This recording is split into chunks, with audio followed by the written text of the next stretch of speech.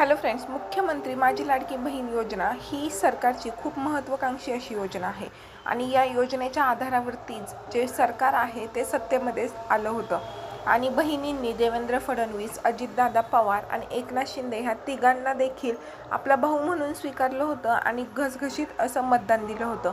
आता दुसरी गोष्ट अशी झाली की जेव्हा लाडकी बहीण योजना ही म्हणजे कार्यरत झाली किंवा ही योजना प्रामुख्याने चालू झाली त्यावेळेस जेवढे पण ॲप्लिकेशन्स आले होते ते सगळे ॲप्लिकेशन सरकारनं खरे मानून पास केले होते आणि पात्र केले होते.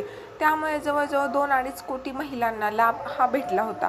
परंतु नंतर सरकारच्या अशा लक्षात आलं की यापैकी बऱ्याचशा बहिणी या अपात्र आहेत, कोणी सरकारी नोकरीवाला आहे, असे वेगवेगळे निवेदनं सरकारकडे आले आणि त्यानंतर सरकारने याच्यावर काम करायला चालू केली. आणि जसं की आपल्याला माहीतच आहे, प्रत्येक महिन्यामध्ये अपात्र महिलांचा आकडा हा सातत्यानं समोर येत होता. परंतु मागच्या महिन्यामध्ये जेव्हा 2 महिन्याचे हप्ते हे थकलेले होते आणि मे महिन्यामध्ये ह्या मार्च आणि एप्रिल महिन्याच्या हप्त्याचं जे वितरण आहे ते झालं आणि ते जे आहे तर त्यामध्ये आपल्याला जवळपास 56 लाख महिला अपात्र आहेत हे समजलं. तसं सरकारने याच्या अगोदरसुद्धा सांगितलं होतं की जवळपास 56 लाख बहिणींचे अर्ज हे बाद करण्यात आलेले आहेत, कारण त्या निकषांमध्ये त्या बहिणी बसत नाहीत. आता याच्यावरती हंगामा झाला, बहिणींनी आंदोलनं केली. त्यानंतर जिल्हाधिकारी कार्यालयांमध्ये काही महिला गेल्या, तिथल्या अधिकाऱ्यांना प्रश्न विचारले, KYC पोर्टल चालू करा, असे अनेक मतं जे आहेत ते लाडक्या बहिणींनी मांडले. आणि यावर सविस्तर असं जे उत्तर आहे ते राज्याचे मुख्यमंत्री देवेंद्र फडणवीस यांनी दिलेलं आहे.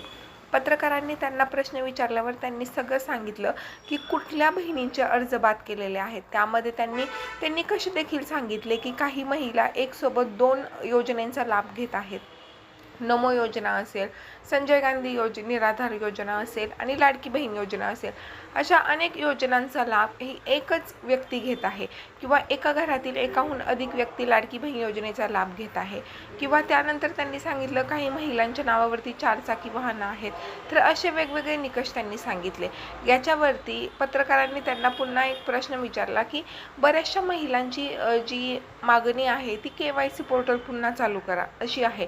तर याच्यावर सुद्धा फडणवीस सरकारनं किंवा फडणवीसांना उत्तर दिले की जर KYC पोर्टल चालू करा असं निवेदन असेल सगळ्यांचं तर आपण KYC पोर्टल चालू करू आणि त्यानंतर ज्या काही बहिणींचे अर्ज येतील ते पडताळणी करून त्यांना योजनेचा लाभ मिळतोय की नाही हे बघावं लागेल. आणि दुसरी गोष्ट त्याच्यावरती म्हणजे जे काही 15 ते 16 पुरुष मंडळी आढळले की ज्यांनी महिला म्हणून अर्ज भरला आणि योजनेचा जवळजवळ 7-8 ते 10 महिने लाभ घेतला, तर त्यांच्यावर सुद्धा कारवाई स्वरूप म्हणून ती जी रक्कम आहे ती वसुली करण्याचं काम सरकारकडनं करण्यात येत आहे. तर आता ह्या व्हिडिओच्या माध्यमातून एकच सांगायचं आहे की लाडक्या बहिणींना ही म्हणजे KYC पोर्टल चालू करणार आहेत असं म्हणजे सरकारकडनं म्हणजे पॉझिटिव्ह रिस्पॉन्स आहे की KYC पोर्टल चालू होईल.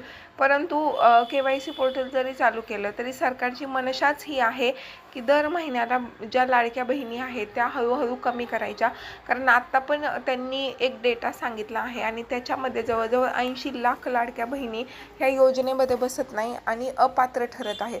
मग मागच्या महिन्याच्या 56 लाख आणि आत्ताच्या 80 लाख म्हटलं तर जवळजवळ 1 ते 1.25 कोटी महिला ह्या लाडकी बहीण योजनेमधून अपात्र ठरत आहेत. मग राहिलेल्या ज्या महिला आहेत त्यांनाच इथून पुढे लाभ भेटेल असं सरकारचं धोरण आता याच्यातनं स्पष्ट होत आहे.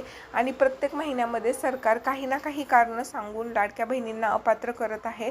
आणि मेन म्हणजे सरकारकडनं कुठलंही असं नोटिफिकेशन येत नाही किंवा कुठलीही अशी सूचना येत नाही की तुमचा अर्ज जो आहे तो उत्पन्नाचा याच्यामध्ये बाद झाला आहे किंवा तुमच्याकडे 4 चाकी वाहन आहे म्हणून तुमचा अर्ज बाद झालेला आहे किंवा तुमचं उत्पन्न जास्त आहे किंवा तुमच्या घरामध्ये एकपेक्षा अधिक व्यक्ती या योजनेचा लाभ घेत आहे, तुम्ही सरकारी नोकरीला आहे, असं कुठलंही नोटिफिकेशन जे आहे ते लाडक्या बहिणींना मिळत नाही. आणि त्यामुळेच खरं तर महिला संतप्त झालेल्या आहेत. आणि मेन म्हणजे माझंसुद्धा वैयक्तिक असं मत आहे की जर तुम्हाला नंतर बाद करायच्या होत्या किंवा नंतर अपात्र करायच्या होत्या बहिणी तर अगोदरच तुम्ही फेर तपासणी करणं गरजेचं होतं. यावर सरकारचं म्हणणं असं आहे की सगळे फॉर्म जे आहेत ते तपासणी करून पुढं द्यायचे म्हटलं तर त्याला 1 ते 1.5 वर्षाचा कालावधी लागला असता आणि त्यामुळे आम्ही सगळे फॉर्म ॲक्सेप्ट केले आणि नंतर मग त्यातली पडताळणी छाटणी जी आहे ती चालू केली. तर आजच्या व्हिडिओमध्ये एवढंच होतं. बाकी व्हिडिओ कसा वाटला नक्की खाली कमेंट करून सांगा. थँक्यू.